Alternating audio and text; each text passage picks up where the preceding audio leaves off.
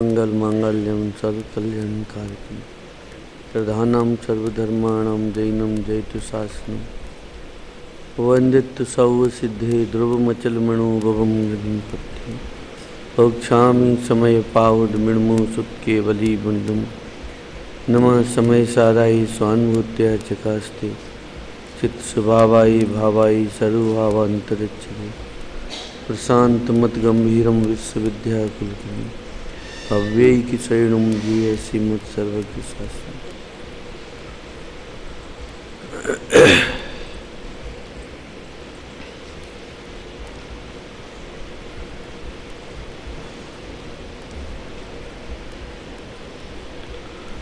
भगवत आचार्य कुंद कुंद देव द्वारा प्रणीत समय सार परमागम ग्रंथ मोक्ष अधिकार अंतिम 3 से 6 और 3 से 7 नंबर की गाथाएं। इन गाथाओं की टीका में अमृतचंद आचार्य देव ने 2 महत्वपूर्ण शब्दों का प्रयोग किया। एक तो अपराध शब्द का प्रयोग किया। ये अपराध शब्द का प्रयोग पूर्व के 1 से 86 नंबर के कलश से प्रारंभ हुआ था। इन गाथाओं तक आते आते स्वाभाविक है, मन में एक जिज्ञासा है। इस कारण से ये अपराध है, इन दोषों के कारण, हमारी गलतियों के कारण, परंतु ये अपराध मिटे कैसे, ये भी एक अंदर की गजब की जीव को जिज्ञासा होनी चाहिए। क्योंकि बिना जिज्ञासा के समाधान मिल भी जाए तो अभी अंदर में उत्साह नहीं आता। उत्साह ना आने के पीछे सबसे बड़ा जो कारण है, वो कारण उस समाधान से विमुख जो हमारी वृत्ति, हमारी परिणति, हमारा वेद ज्ञान। क्योंकि अपराध के लिए कितनी कितनी सारी इसमें आचार्य ने चर्चा की है कि पर पदार्थों को अपना मानना ये अपराध है। अपने स्वभाव में संतुष्ट नहीं रहना ये अपराध है। स्वयं के निर्णय चिंतन में प्रसन्न नहीं रहना ये अपराध है। देहादि संयोग आदि को देखकर प्रसन्न होना ये अपराध है। कितने सारे शब्दों का प्रयोग 3 से 4 और 5 नंबर की गाथा में आचार्य ने किया। अब वो जो अपराध को कैसे मिटाया जाए, तो दोष का कहीं ना कहीं तो प्राक्षालन होना चाहिए। तो वो जो चरणान योग विधि पद्धति की कल जो थोड़ी सी चर्चा की थी, तो उस चरणान योग के माध्यम से ये जीव उस अपराध का निराकरण करना चाहता है। तो वो 8 प्रकार से किया जाता है चरणान योग में। अमृतचंद आचार्य देव ने भी इसका निरूपण किया है। आचारांग आदि सूत्र में इस प्रकार से 2 गाथाओं का निरूपण किया है। प्रतिक्रमण, प्रतिसरण, निंदा, गर्हा, आलोचना, पर्यार शुद्धि। तो जो ये सारी बातें की ना कि साहब ये दोष लग गया तो हम अब ये प्रायश्चित ले लेंगे, ये दोष हो गया तो हम ये करेंगे, ये हो गया तो हम 1 माला फेरेंगे, ये दोष हो गया तो 3 मालाएं फेरेंगे। तो जो इस प्रकार का जो उस अपराध को मिटाने का जो एक मन में बात बैठी है, इन गाथाओं में इनसे हटके आचार्य ने दूसरी बात की है कि भाई देखो, इनके द्वारा थोड़ी सी कसाय मंद होगी, हो सकता है मोह भी मंद हो जाए, परंतु हमारा प्रयोजन किसी कसाय को मंद या मोह को मंद करने का नहीं है। क्योंकि मंद वाला तो पुनः तीव्रता में बदल जाएगा। पंडित टोडरमल जी साहब ने तीसरे अध्याय में दर्शन मोह से उत्पन्न होने वाला दुख और उससे निवृत्ति, इस प्रकरण में 2 पैराग्राफ बहुत सुंदर लिखे। उसमें उन्होंने ऐसा निरूपण किया, गजब का निरूपण किया। पंडित साहब वो कहते हैं कि कदाचित संगी पंचेंद्री की पर्याय मिले, तत्व विचार करने के लिए उद्यमी हो। पहले तो संगी पंचेंद्री की पर्याय मिलना ही बहुत मुश्किल है। क्या कहा? अनादिकाल से निगोद में दुर्लभ लइयों चिंतामणि, यानी 2 इंद्रिय आदि की पर्याय में भी चिंतामणि रत्न के समान, फिर उत्तर उत्तर 3 इंद्रिय, 4 इंद्रिय, 5 इंद्रिय, फिर सैनी, सैनी के बाद मनुष्य पर्याय, मनुष्य पर्याय में श्रावकपना, और फिर श्रावकों में भी कितना भटकन होता है। आप देखो ना, जिसको जहाँ रुचि होती है वहाँ चला जाता है, जिसकी जहाँ इच्छाओं की पूर्ति होती है वहाँ चला जाता है, जिसकी जहाँ कसायों की पूर्ति होती है वहाँ चला जाता है, जिसके जहाँ मोह का विस्तार होता है वो वहाँ चला जाता है। तो मूल जो सुख का प्रयोजन है वहाँ से तो जीव आखिर भटक ही जाता है ना, वहाँ तक तो रह ही नहीं पाता। न्याय देखो ना, इस देश में, इस विश्व में कितनी दुकानें खुली हैं, और इतनी, और हर दुकान वाला एक ही बात कहता है, हमारा माल सच्चा है। जैसे पंडित टोडरमल जी साहब ने तीसरे अधिकार में हर कर्म के अंत में एक बात लिखी है कि तू जो उपाय करता है सो झूठे हैं। पर हमको कभी लगता है सुखी होने के लिए जो उपाय ये झूठा है कि सच्चा है। जो दुकान पर बैठा है वो दुकानदार कहता है पैसा कमाना सुखी होने का सच्चा उपाय है। जो विषयों का संग्रह कर रहा है कि सुखी होने के लिए ये उपाय सच्चा है। जो झगड़ा कर रहा है कि सुखी होने के लिए ये उपाय सच्चा है। कोई मान कसाई का पोषण करता है कि सुखी होने के लिए ये उपाय सच्चा है। हर व्यक्ति जो देखो, अमीरी में, गरीबी में, अनुकूलता में, प्रतिकूलता में, संयोग में, वियोग में, कसाय में, हर जीव का एक ही स्वरूप कि हम जो कर रहे हैं वो सांचा है। और टोडरमल जी साहब ने 8 कर्मों का स्वरूप लिख के, और हर 8 कर्म के जो हम तुमको जो ये बतला रहे हैं, तुमको ये झूठा दिखाई देता है कि नहीं दिखाई देता है? अगर तुमको झूठा ही नहीं दिखाई देता तो हम तुमको सच्चा उपाय कैसे बतलाएं? तो उन्होंने क्या लिखा उसमें कि कदाचित यह जीव संगी पंचेंद्रिय पर्याय प्राप्त करे, तत्व निर्णय के लिए उद्यमी हो, यहाँ तक आ गया। परंतु अभाग्य से कुदेव कुगुरु कुधर्म का निमित्त मिले, यह तो ये सोचे कि इनसे हमारा भला होगा, और वे ऐसा उपाय करें कि जिससे ये अचेत हो जाता है। अब अचेत माने कोई भांग पिला देते हों, कोई विष सुंघा देते हों, वो अचेत नहीं। वो अचेत जो पंडित साहब ने क्या उसका अर्थ किया कि तत्व निर्णय में उद्यमी हुआ था, सो विषय कसायों में उलझ गया जाके। मतलब इतने निकट आने के बाद कुगुरु कुदेव में चला गया, वहाँ उसको ऐसा उपदेश मिला। देखो, देह की एकत्र बुद्धि के अनादि के संस्कार, संयोगों के अनादि के संस्कार जीव को, और वे ही अगर प्रेरणा देने वाले और मिल जाने तो अब कहना क्या इस जीव को।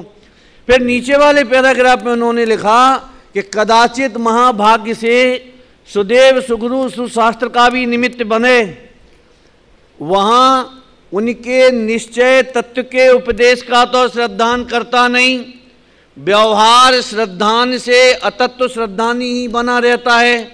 वहाँ इतना तो भला होता है कि कुगति ना होके सुगति हो जाती है, परंतु फिर जैसे का तैसा हो जाता है। अभी ये क्या चक्कर हुआ कि महाभाग्य से बीतरागी देवगुरु धर्म का निमित्त मिला, संयोग मिला, वहाँ उनके निश्चय तत्व के उपदेश का तो ये जो गाथाएं जो अपनी चल रही हैं, अभी आगे आएगा जब तीसरे नंबर का जो आप प्रतिक्रमण है, वहाँ इन दोनों को अमृतचंद आचार्य देव उखाड़ के फेंकेंगे। तो वो क्या कह रहे कि वहाँ उनके निश्चय तत्व के उपदेश का तो श्रद्धान करता नहीं। क्या कहा? उपदेश मिले पर श्रद्धान नहीं करता। और फिर आगे क्या लिखा? व्यवहार श्रद्धान से अतत्व श्रद्धानी ही बना रहता है। अब व्यवहार श्रद्धान से माने कि वो दया पालता है, दान देता है, भक्ति करता है, भक्ति मुक्ति का कारण है। वो सब इन झमेलों में फंस जाता है, और इन झमेलों में फंस जाता है और पूरी की पूरी पर्याय चली जाती है। अब वो कह रही इतना तो भला होता है कि वो नीचे नहीं जाता, ऊपर चला जाता है, पर ऊपर जाके भी कौन सा निहाल हो जाता है। हालांकि कुछ अनुकूलताएं मिलती हैं, वहाँ व्यापार नहीं करना पड़ता, क्या कहा, वहाँ बच्चों के हाई एजुकेशन का कोई टेंशन नहीं है, वहाँ नफ़ा नुकसान का कोई टेंशन नहीं है, वहाँ कोई बैर विरोध नहीं है। अब यहाँ तो बात बात पे रुपया दो, वहाँ कोई नहीं मांगती रुपया दो, क्योंकि वहाँ मार्केट ही नहीं है। अगर कोई रतन देवी दे तो करे क्या, और फिर तो कल्प वृक्षों का समय है वहाँ तो वहाँ तो कुछ वैसे भी जरूरत पड़ने वाली नहीं। तो मेरे कहने का अर्थ ये है कि वहाँ कितनी अनुकूलता है, खाने की नहीं, बनाने की नहीं, केवल एक ही काम, भोगने का।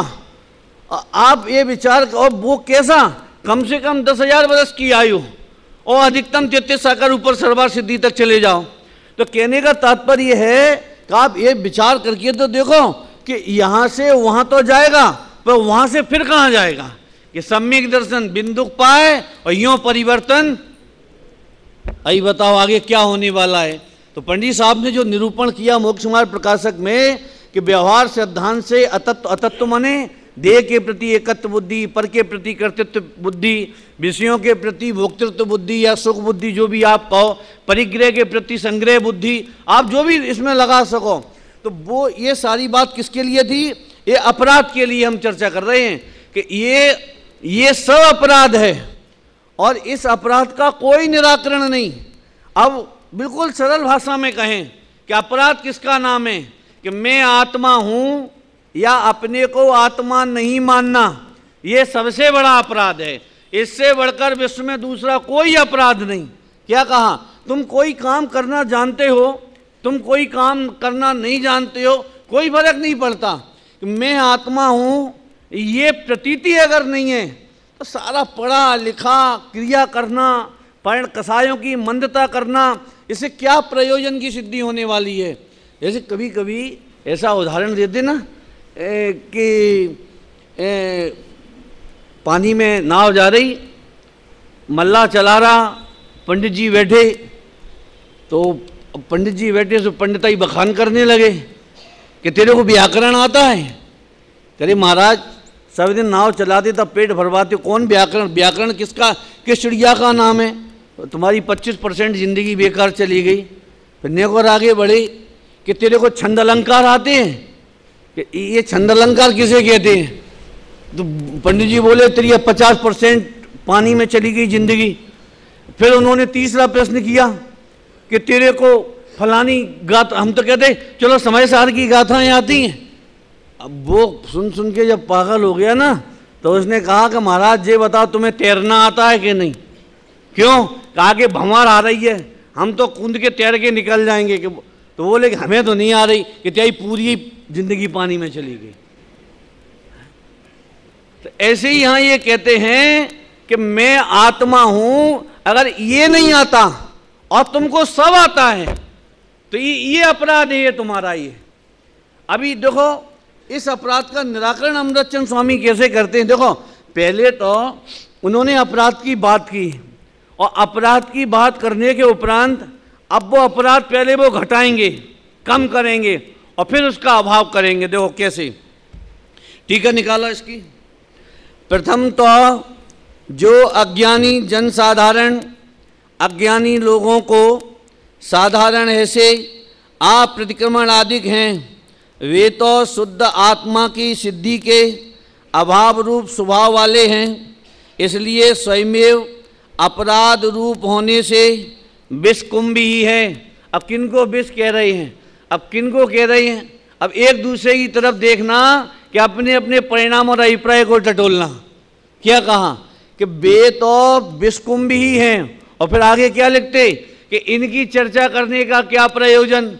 वो तो भैया ऐसी बात हो गई, कैसी कि बिना भेद विज्ञान का आत्मा, किस काम का, बिना भेद विज्ञान का आत्मा, बिना समता का त्यागी, क्या कहा, बिना दया का श्रावक। अब इनकी हम क्या चर्चा करें कि त्यागी बहुत बड़ा है, समता बिल्कुल नहीं है, कि आत्मा बहुत बड़ा है, पर परिणति में भेद विज्ञान बिल्कुल भी नहीं है। तो ऐसे ही कहते हैं कि इनकी हम क्या चर्चा करें, और फिर आगे क्या प्रयोजन है, क्योंकि वे तो प्रथम ही त्यागने योग्य हैं।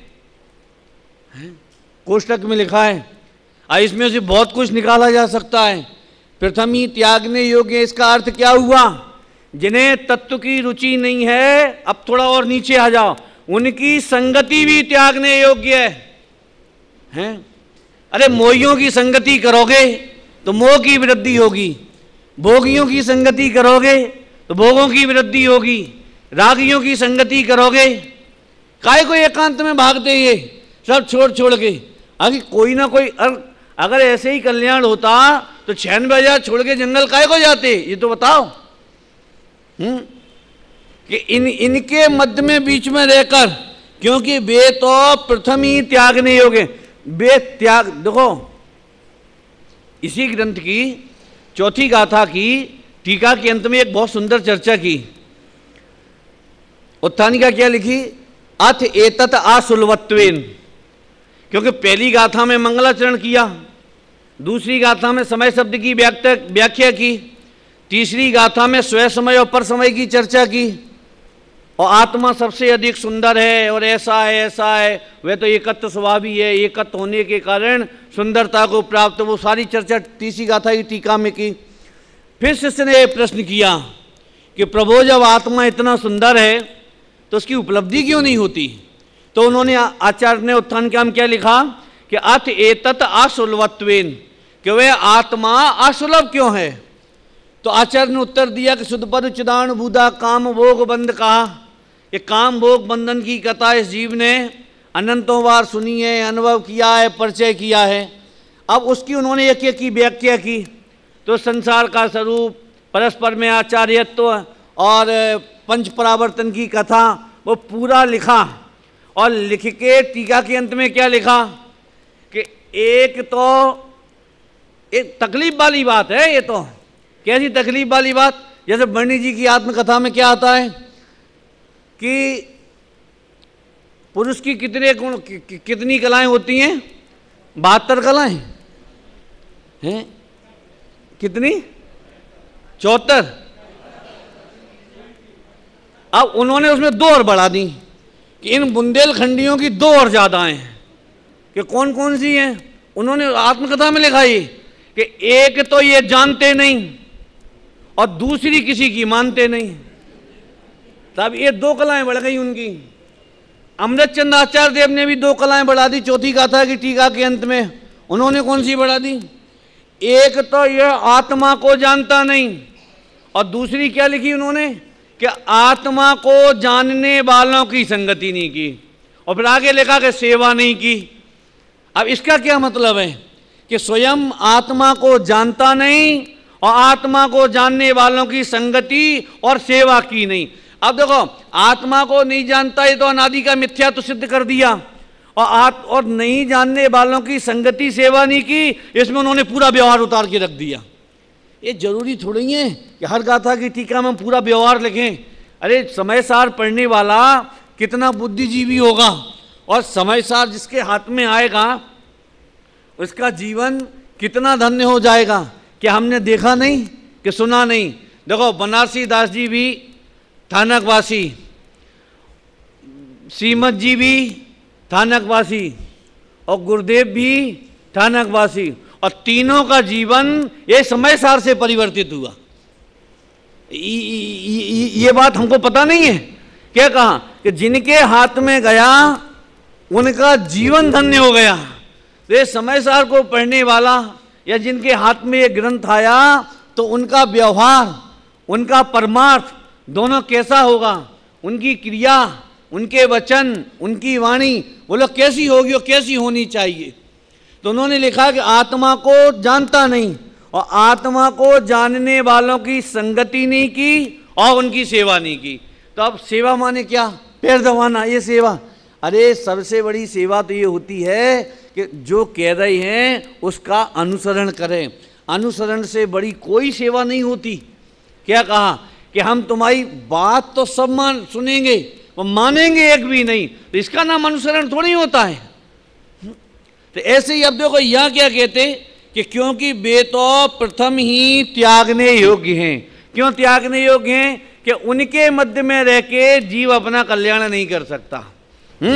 अब देखो, अब दूसरा पॉइंट आता है, और जो द्रव्य रूप प्रतिक्रमण आदि हैं वे सब अपराध रूपी विष के दोष को क्रम से कम करने में समर्थ होने से अमृत कुंभ हैं।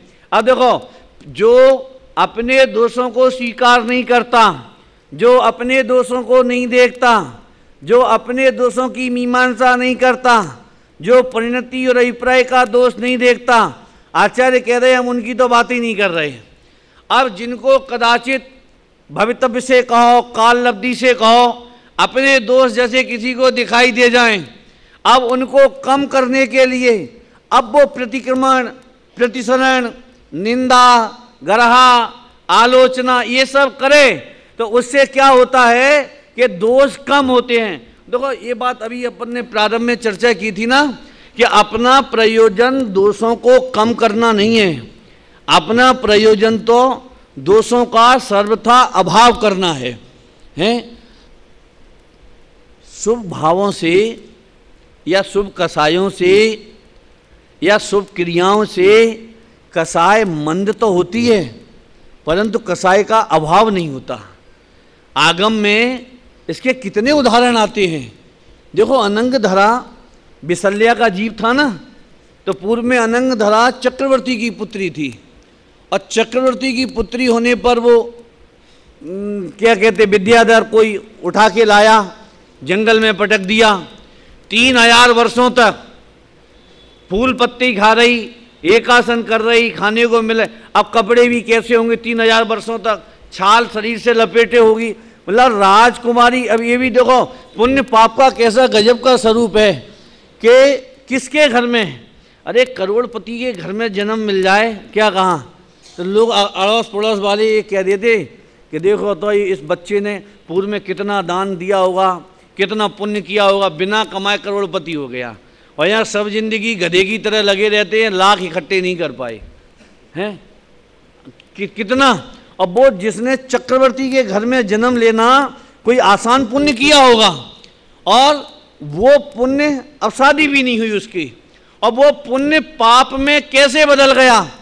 आप विचार तो करो कि कहाँ चक्रवर्ती की पुत्री और कहाँ जंगल में बोला ठोकरें खा रही, कैसा तीव्र पाप का उदय उसका होगा। 3000 वर्षों तक, उसके बाद लौट के महल नहीं आई वो है। वो अंत समय में किसी ने देखा, जाके कहा, और वो उसे लेने आए उसके पिता, तो अजगर के मुख में हैं। और कितनी कसाई की मंदता, हम ये बता रहे व्यवहार, ये प्रतिक्रमण जो होता है ये कितनी कसाई की मंदता कि हमने सल्लेख ना धारण किए। अगर ये सर्प मर भी गया और कदाचित में बच भी गई, क्या कहा, तो भी मैं 15 कदम की भूमि से बाहर जाने वाली नहीं है। इतनी कसाई की मंदता, इसका फल कितना लंबा। विशल्या का जीव, जिसके लक्ष्मण की पटरानी, और जिसके शरीर के मेल से कैंसर जैसे रोग ठीक हो जाएं। काय से? औषधि से नहीं, नहाने के पानी से। अभी सुनने में ही बड़ा आश्चर्य लगता है, कैंसर, टीबी और एड्स जैसे वीआईपी रोग ठीक हो जाएं। अरे लक्ष्मण की जब शक्ति दूर हो गई, जो एक विशल्या के अलावा तीनों लोकों में कोई दूर करने को समर्थ नहीं, वो शक्ति को कितना पुण्य का उदय। अब फिर भी इतनी मंद कसाय होने पर भी वो रही मिथ्या दृष्टि की मिथ्या दृष्टि। कितनी मंद कसाय कि जिसे अपनी मतलब मौत की कीमत पर भी जो धारण किया है वो छूटे नहीं हमारा है। मतलब इतना हो, क्यों मिथ्या दृष्टि क्यों रही? क्यों इसलिए रही कि अगर मिथ्या दृष्टि नहीं होती तो स्त्री पर्याय नहीं मिलती, कि साहब अगर मिलती भी तो भोग भूमि में चली जाती। ये भरत क्षेत्र में कर्म भूमि में मिथ्या दृष्टि स्त्री की पर्याय में कैसे जन्म लेती बताओ। तो कहने का हमारा तात्पर्य यह है कि जो द्रव्य प्रतिक्रमण जो हम प्रायश्चित करते हैं, जो हम आलोचना करते हैं, ये क्या है? ये दोषों को, अपराध को कम करते हैं, हमारी कसायों को डाउन करते हैं। देखो चरणान योग और द्रव्यान योग में एक अंतर है कि द्रव्यान योग मोह का ऑपरेशन करता है और चरणान योग ब्लड प्रेशर डाउन करता है। तीव्र ब्लड प्रेशर में कभी डॉक्टर भी ऑपरेशन नहीं करता कि तो मर जाएगा ये तो। तीव्र कसाई को अगर ये अध्यात्म सुनाया समझाया जाए तो या तो स्वच्छंदी हो जाएगा या वो सुनेगा नहीं, दोनों में से एक काम तो होंगे ही उसके। कसाई की मंदता नहीं हो, जैसे ये कहते ना कि कसाई की मंदता नहीं हो तो सुनने नहीं आएगा, और मोह की मंदता नहीं हो तो समझ में नहीं आएगा। कसाई की मंदता जुदी चीज है और मोह की मंदता जुदी चीज है। मोह की तीव्रता हो तो मोह की तीव्रता में वेद विज्ञान तत्व ज्ञान इस जीव के समझ में ही नहीं आएगा। इन्होंने लिखा कई बार बुद्धदास जी ने कि ये जो विषय कसाय है या ये तत्व ज्ञान है ये कब अच्छा लगता है, भोग कब अच्छे लगते हैं कि राग उदय भोग भाव लागत सुहावने से, बिना राग ऐसे लागे जैसे नाग कारे हैं। राग ही सो पाग रहे तन में सदैव जीव, राग गए आवत गिलानी होते न्यारे हैं। रागी बिने रागी के विचार में बड़ोई भेद, जैसे भट्टा पच काऊ काऊ को बयारो है। समझ में आया? ये ब्रज भाषा है, आज तो हम पढ़ते ही नहीं है। एक ऐसा भी समय था कि जब बनारसी दास जी के और ये भूधर दास जी के जो ये काव्य है ना, जैसे आजकल के बच्चे कानों में ईयरफोन ईयर लीड लगाकर फिल्मी गाने और ये सब सुनते हैं, चाहे ट्रेन में हो, चाहे बस में हो, चाहे मॉर्निंग वॉक पे हो, चाहे नाइट वॉक पे हो, उनको ऐसा लगता है कि एक साथ हम दो काम कर रहे हैं। तो उस समय 400 वर्ष पहले वो भूधर दास जी के समय इनके ये जो सवैया पद इत्यादि थे ना, ये आगरा की गलियों में ये जरा जरा से बच्चे ऐसे गाते थे, कैसे जैसे राम रहीम के दोहे चलते थे। ये इतने प्रसिद्ध थे, आज हमको तो पता ही नहीं है कहाँ पे क्या लिखा और कहाँ पे क्या नहीं लिखा। तो वो क्या कह रहे कि राग उदय भोग भाव लागत सुहावने से, जगत में जो भी विषय है इंद्रिय जनित, जब तक उस विषय के प्रति राग का परिणाम है वो तभी तक हमको अच्छा लगेगा। जिस क्षण राग का परिणाम खत्म हो जाएगा तो क्या लिखा कि राग उदय भोग भाव लागत सुहावने से, और बिना राग ऐसे लागे जैसे नाग कारी हैं। काला नाग देखा, सर्प देखा, मतलब अंदर में राग नहीं हो। क्या कहा है मालूम? रावण को सीता कितनी अच्छी लगती थी, आप विचार करो कि इतनी अच्छी लगती थी कि सब दाव पे लगा दिया उसने अपना। 18,000 रानियां दाव पे लगा दी, लंका दाव पे लगा दी, अरे यहाँ तक कि उसने कि अपना जीवन अपनी प्रतिष्ठा अपने नरक स्वर्ग सब दाव पे लगा दिए। वो सब जानता था कि कुशील के परिणाम से जीव को नरक मिलता है? अपने यहाँ जरा जरा से बच्चे जानते हैं तो वो नहीं जानता था इतनी सी बात। सब दाव पे लगा दिया, और जब बहुरूपिणी विद्या सिद्ध करके वो जीव आया है, बहुरूपिणी विद्या सिद्ध करके आया कि बताओ अब तो राम का मरना तय है, तो हमको स्वीकार करोगी कि नहीं करोगी? तो उन्होंने इतना कहा कि अगर तुमको राधव मिले तो उनसे एक बात तुम मेरी ये कह देना, क्या कि जनक सुता का जीवन तो राम के लिए है। और इतना कह के वो बेहोश हो गई। अभी वहाँ रावण का वो परिणाम वो शिथिल हो गया, और उसने अब अपने को कोसा, अपने को धिक्कारा। क्या धिक्कारा? ये धिक्कारा, हाँ मैंने ऐसी शीलवती का हरण किया, अब अपने अपने परिणामों की निंदा करनी प्रारंभ कर दी उसने कि ऐसी सीता का मुख देखना भी मेरे लिए अब तो गवारा नहीं है। अरे जिस स्त्री का हृदय अपने पति में लगा हो उसका मुख क्या देखना हमको? मतलब ऐसा कह के ऐसे रावण ने मुख मोड़ा कि वहाँ ये लिखा है पद्म पुराण में कि जैसे रावण सीता को जानता ही नहीं था। मतलब अंदर से उस विषय के प्रति अगर राग टूटता है तो अभी हमने क्या पढ़ा? राग उदय भोग भाव लागत सुहावने से, और बिना राग ऐसे लागे जैसे नाग कारे हैं। जीव कोई बुरा नहीं होता। गुरुदेव बोलते थे ना, सब वो काले झंडे दिखा रहे, वो फलाने झंडे दिखा रहे, वो विरोध कर रहे, वो ऐसा कर रहे, आपके बारे में इतना लिख रहे, तो एक ही शब्द का उत्तर, भूला भगवान छे, दूसरी कोई बात ही नहीं, किसी की कोई गलती नहीं, क्षमावाणी के संदर्भ में गुरुदेव का आप वो प्रवचन पढ़ो, हैं क्या लिखा कि हमने किसी को पर्याय दृष्टि से देखा हो। अब पर्याय दृष्टि माने क्या, किसका नाम पर्याय दृष्टि? अरे हमने किसी जीव को स्त्री देखा हो, हमने किसी जीव को पुरुष देखा हो, किसी जीव को अमीर देखा हो, गरीब देखा हो, सुंदर देखा हो, कुरूप देखा हो, ये पर्याय दृष्टि क्या? क्योंकि अगर हम किसी को अमीर देखेंगे और अमीर को देख के प्रसन्न होंगे, राग करेंगे, तो गरीब को देख के अंदर में निंदा पैदा होगी। क्या हमने किसी को पर्याय दृष्टि से देखा हो? इस स्वभाव दृष्टि वालों का तो ऐसा गजब का चिंतन होता है, गजब का ऐसा चिंतन होता है उनका तो,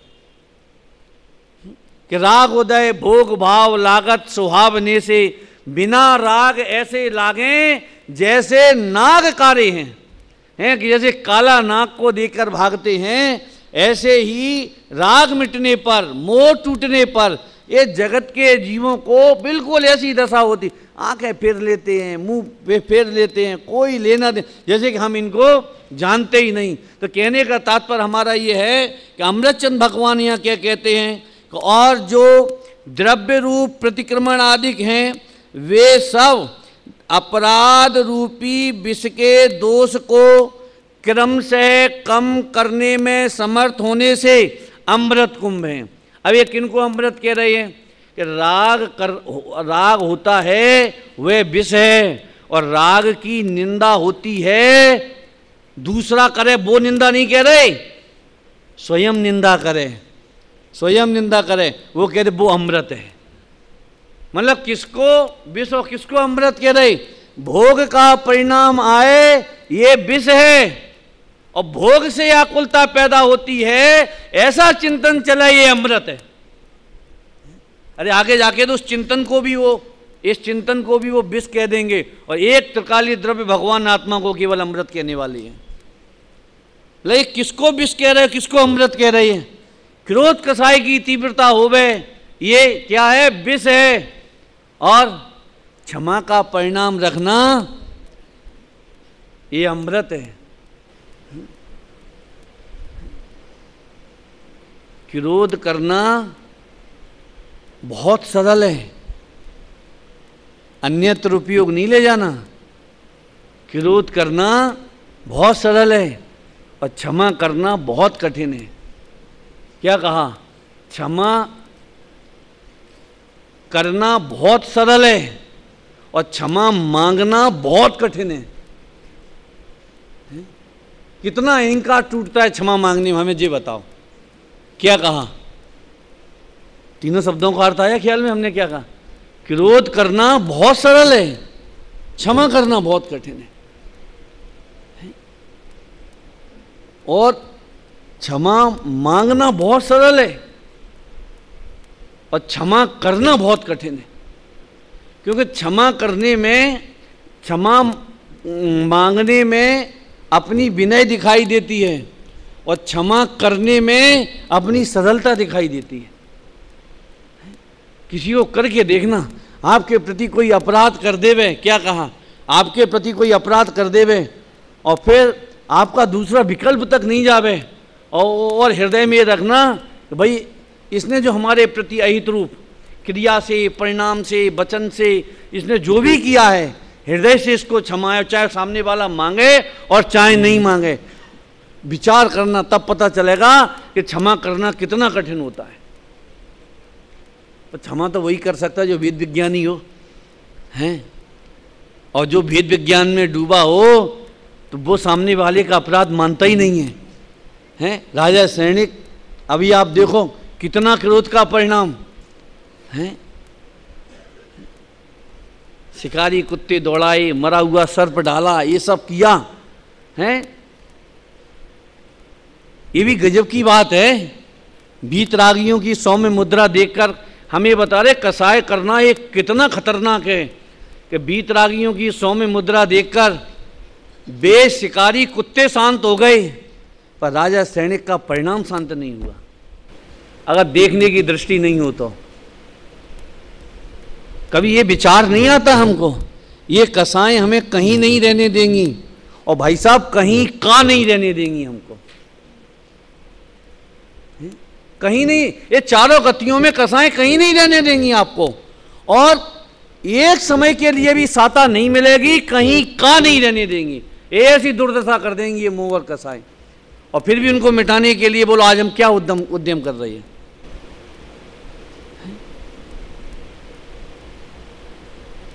जरा जरा से एक समय के परिणाम से 7वें नरक का बंद हो जाता है।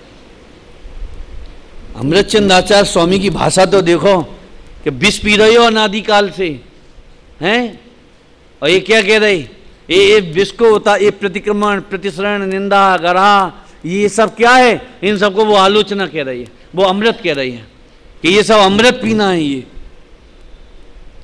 भले ही राजा सैनिक ने कितना भी क्रोध किया हो, अहित किया हो, अभी ये देखो कि यशोधर मुनिराज की आंख खुली तो उनके अंदर में क्या परिणाम था बताओ। अरे पर में इष्ट अनिष्ट बुद्धि हो तो क्रोध आता है और क्षमा का परिणाम आता है। अंदर में अंतरंग में इष्ट अनिष्ट बुद्धि ही नहीं है। कौन किसका बुरा करे, कौन किसका बुरा कर सकता है, हैं? तो सुबह का जो प्रवचन चला ना, किसका नाम समता है।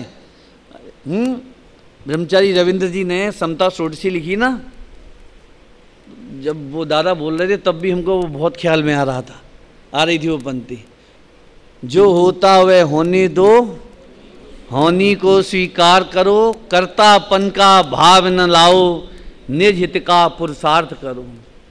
जो होता, अब इसमें मालूम मजेदार शब्द कौन सा है, होनी को स्वीकार करो। भाई यही तो नहीं हो पाता है? क्योंकि हमारे ज्ञान में करने का ऐसा कीड़ा बैठा है कि वो होनी को स्वीकार हमको करने ही नहीं देता। हमें सरलता सहजता रूप हमारा प्रवर्तन हो ही नहीं पाता। हम करें क्या कि जो होता वह होने दो, होनी को स्वीकार करो। कौन होनी को, ये भवितव्य टालने में कौन समर्थ है बताओ। कोई द्रव्य का कोई परिणमन होने वाला, करते रहो कसाय, करते रहो कर्तृत्व बुद्धि, सिवाय दुख और क्लेश के अलावा इस जीव को कुछ नहीं मिलेगा। लोग कभी कभी कह देते ना, राम ने बाद में ली सीता जी की अग्नि परीक्षा, हम कहते पहले ही ले लेते जब रावण मरा था और लंका में अयोध्या वालों को बुला लेते, या अयोध्या में लंका वालों को, तब तो वो सब विद्याधर थे ना, सबके पास विमान थे, हनुमान जी सबको अपने विमान में बैठा लाते, अयोध्या में दिखा देते देखो सीता निर्दोष है। अगर सीता से उनको इतना ही राग था तो क्या क्या कहा कि दीक्षा ली तो बेहोश हो गए, वहां गई तो बेहोश हो गए। अरे बेहोश ना हुआ दाल रोटी हो गई उनके लिए, इतना राग करते थे सीता से रामचंद्र जी। बताओ, तो पहले ही ले लेते ना अग्नि परीक्षा, तो इतना नाटक काय को रचा जाता बार बार अग्नि परीक्षा का। पर ये बताओ सीता ने जो कर्म बांधा था वो भवितव्य, वो पाप का उदय कहां भोगती फिर वो है? लोगों के मन में एक बात ये रहती ना, आज आप और हमारे सबके मन में, मालूम कौन सी बात, कि पहले ही बता देते, पहले बता देते तो ये वर्तमान में जो परिणमन होने वाला है वो परिणमन को तुम कैसे रोक लेते, हमें ये बताओ। वो परिणमन कैसे रुक जाता तुम्हारा? अगर ऐसा ही होता तो वो तो तीसरे काल में ही मारीच ही समझ जाता। आज ये बताओ, तीसरे काल में अगर मारीच सुधर जाता, और दीक्षा तो ली थी उन्होंने 4000 राजाओं के साथ में, हमें जी बताओ तुम 24वां तीर्थंकर कहाँ से लेके आते फिर, अगर वो उस समय सुधर जाता तो? ख्याल में आता है मैं क्या कहना चाहता हूँ कि वो अगर वहाँ सुधर जाता तीसरे ही काल में, क्योंकि उनने उपदेश तो वो भी सुन रहा था, और चक्रवर्ती का पुत्र था उनका पोता, अगर वो वहाँ सुधर जाता और वो उसी भाव से अगर मोक्ष चला जाता, अगर तुम भवितव्य को साइड में रखते हो तो तुम 24वां तीर्थंकर किसे बनाते थे बताओ? 25वें का तो इतना झगड़ा चला, हमारे 23 ही रह जाते हैं। ख्याल में आया ना?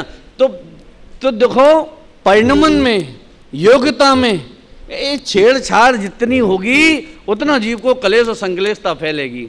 यहाँ क्या कह रहे, देखो समय हो गया, यहाँ क्या कह रहे कि जो द्रव्य रूप प्रतिक्रमण आदि हैं वे सब अपराध रूपी दोष को क्रम से कम करने में समर्थ हैं। अब यहाँ भी देखो प्रतिक्रमण आदि को, चरणान योग को कसायों की मंदता या मोह की मंदता तक तो लाए हैं, परंतु अभाव की बात नहीं की। पर जो लोग क्रिया से हैं कसायों की मंदता से मुक्ति का मार्ग मानते हैं, ये गाथाएं जरूर पढ़ना चाहिए। और अमृतचंद भगवान की अमृतमय वाणी का रसास्वादन अवश्य लेंगे। विशेष चर्चा इसकी।